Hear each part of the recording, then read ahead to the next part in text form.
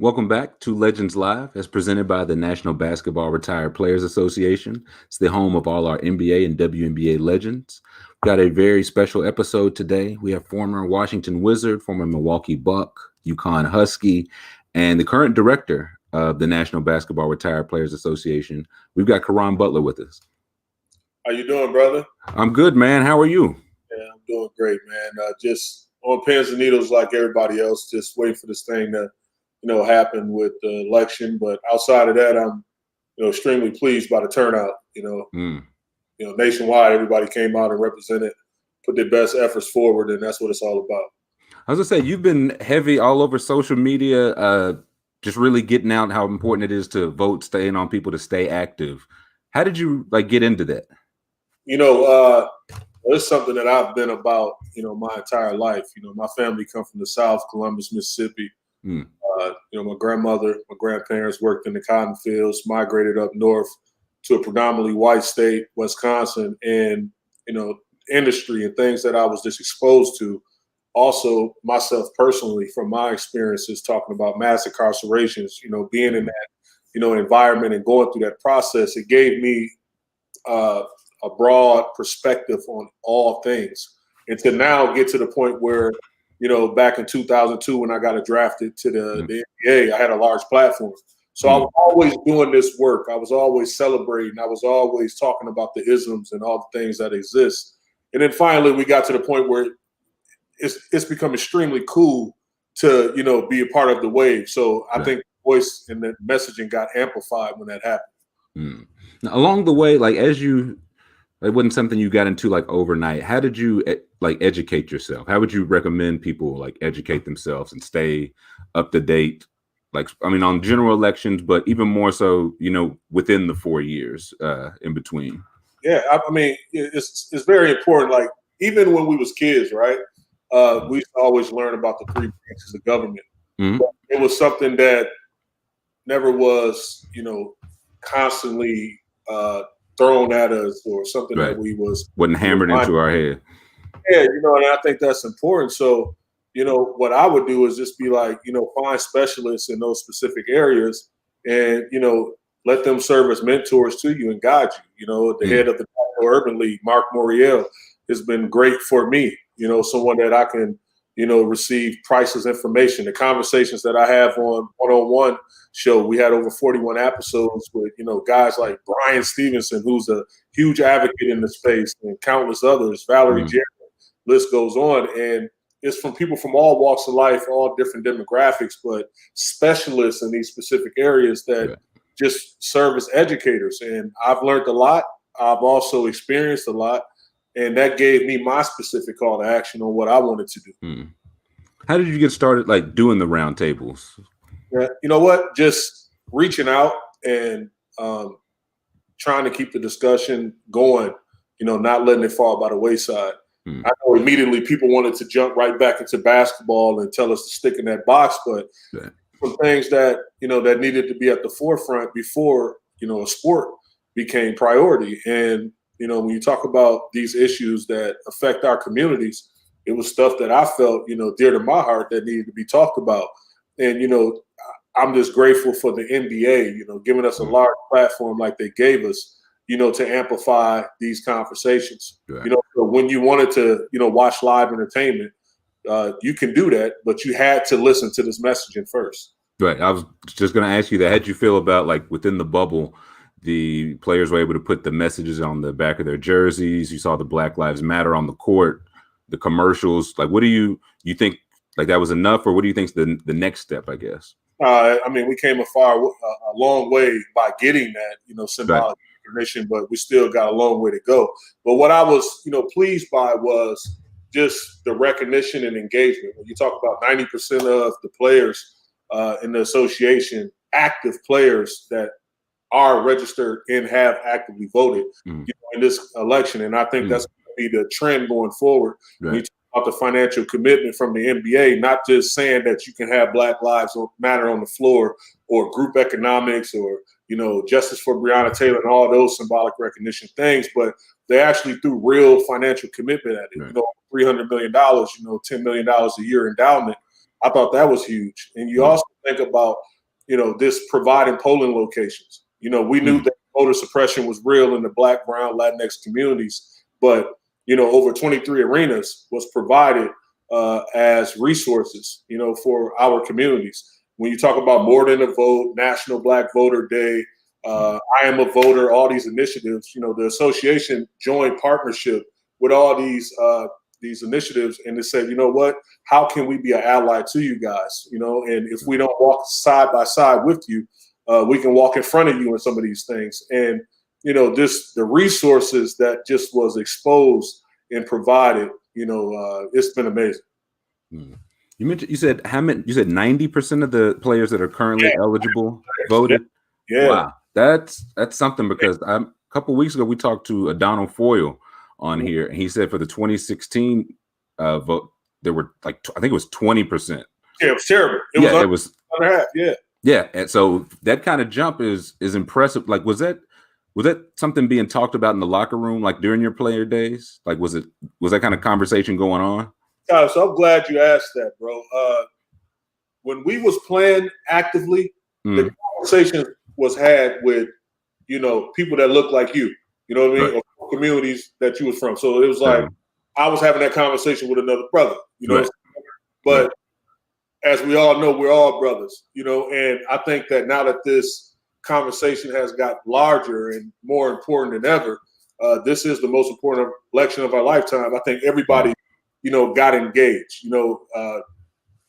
They just felt like, you know what, I need to get educated more on this, and I know that I need to be part of this movement. And that's why that's why I'm hopeful, because my 16-year-old daughter was sitting here, watching the election, and I know, it's hard to grab her attention on anything.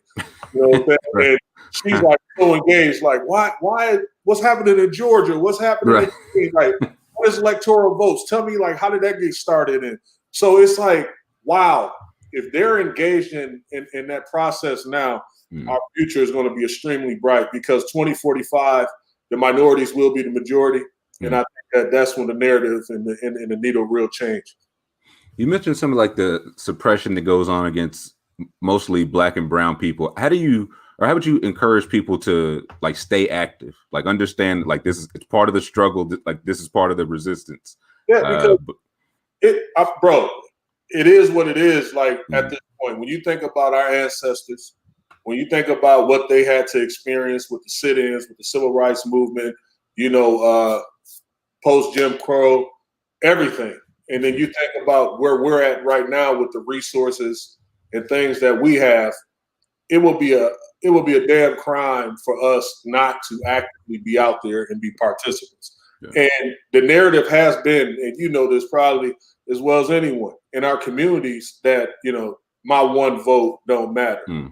I mean, come on, bro. Like, your vote do matter. And if you don't believe, if you look at the mail-in ballots and things that's happening right now, I mean, it's down to, Trump leading right. I'm looking at it in real time, 9,000, votes, in Georgia. Like, your vote matters. Yeah. I was going to say, if you didn't think so before, yeah. Yeah. It's deep, man. Yeah. So what's next after there's a final tally, whenever we get that, I guess, like, what's next? Or what would you say what's your next step?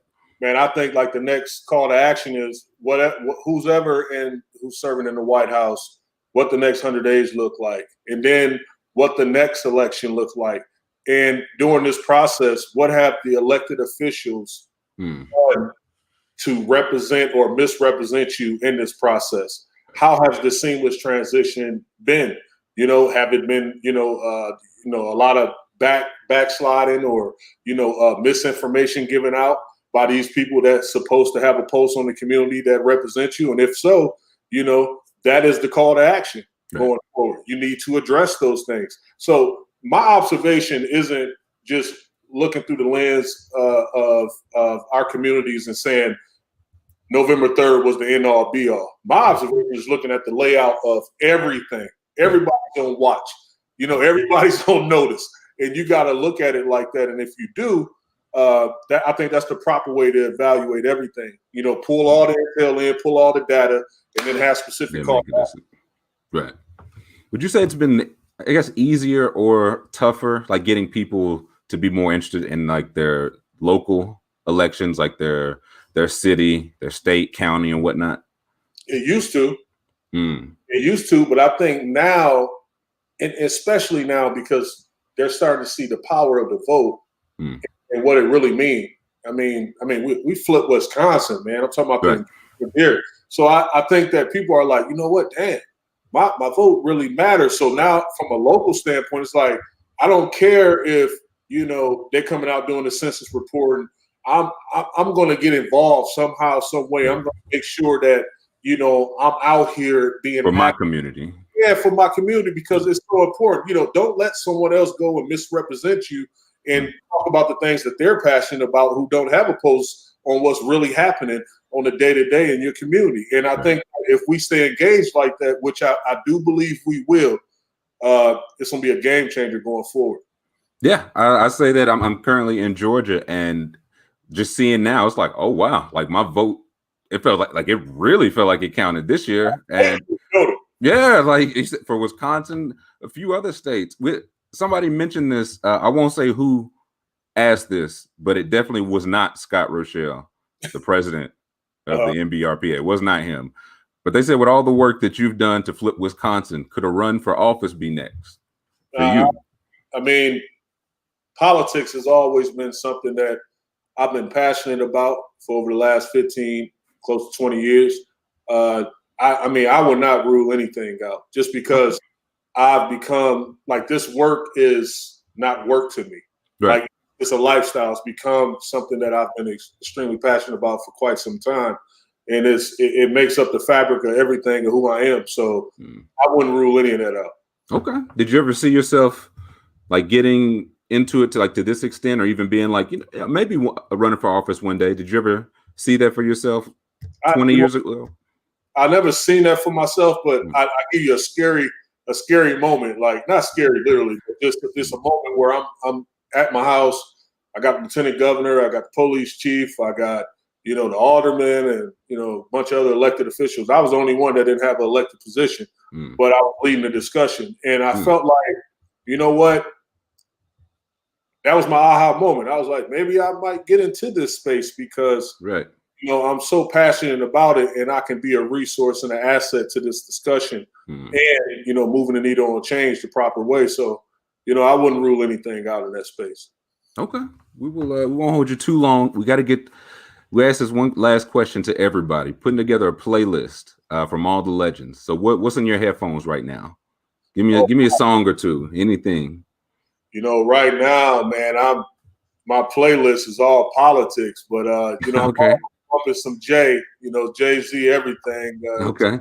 Jay Electronic. I mean, that album, that collab. I mean, they didn't even put in the features. They didn't even put Jay in them, but you listening to the songs, man, and he went ham pretty much on everything on that album. I'm a huge Jay-Z fan, and then Nas too, man. Nas, snap. Yeah, man. Who's somebody? Yeah, he's second Nas. There's gonna be a lot of Nas on the playlist. King disease. That's okay. All right, we won't hold you anymore. Caron, thank you so much. One, for the work you do and for joining us today. Likewise, brother, man. Appreciate you. Of course. Take care, man. Yep, you too. Right, that'll do it today for Legends Live. We will have new episodes live here every Thursday at 5 p.m. Eastern Time on the NBA Alumni's Twitter, Facebook, YouTube, and Twitch page. I'd like to remind viewers that you can watch replays of any episode at legendsofbasketball.com/legendslive. And you can catch the audio replay to any of our conversations on Apple Podcasts, Spotify, wherever you get your podcasts by searching for Legends Studio. That'll do it for this week, and we will see you next Thursday.